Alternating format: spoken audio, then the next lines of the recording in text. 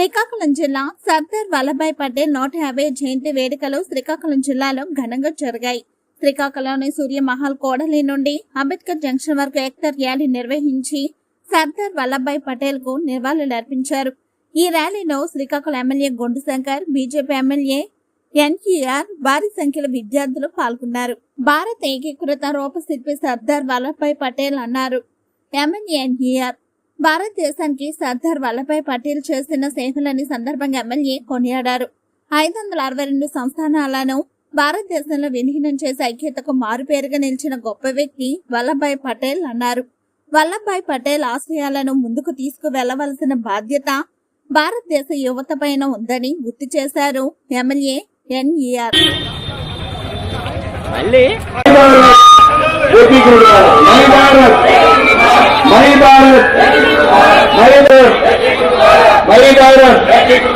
సర్దార్ వల్లభాయ్ పటేల్ గారి ఆశయాలు, సర్దార్ వల్లభాయ్ పటేల్ గారి ఆశయాలు.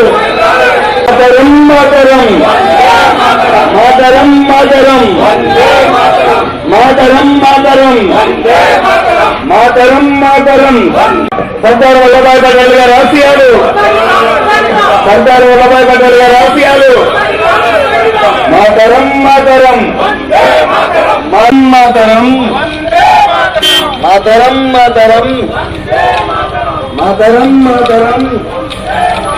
మై భారత్ మై భారత్ ఏకీకృత Bharat. My Bharat my Bharat my Bharat my Bharat my Bharat.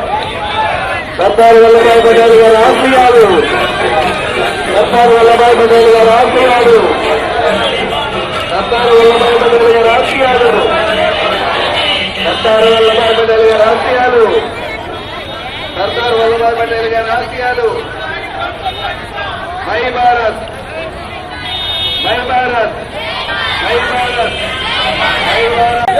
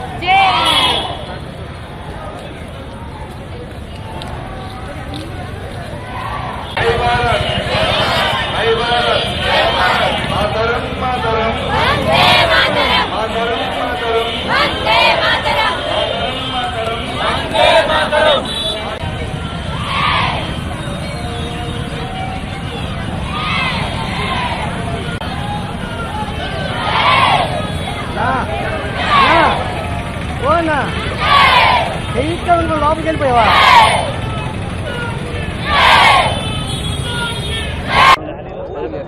భారత ఏకీకృత రూపశిల్పి సర్దార్ వల్లభాయ్ పటేల్ గారి 150వ జన్మదినాన్ని పురస్కరించుకొని కేంద్ర ప్రభుత్వ యువజన క్రీడల శాఖ ఆధ్వర్యంలో దేశవ్యాప్తంగా జరుగుతున్నటువంటి ఏకతా యాత్ర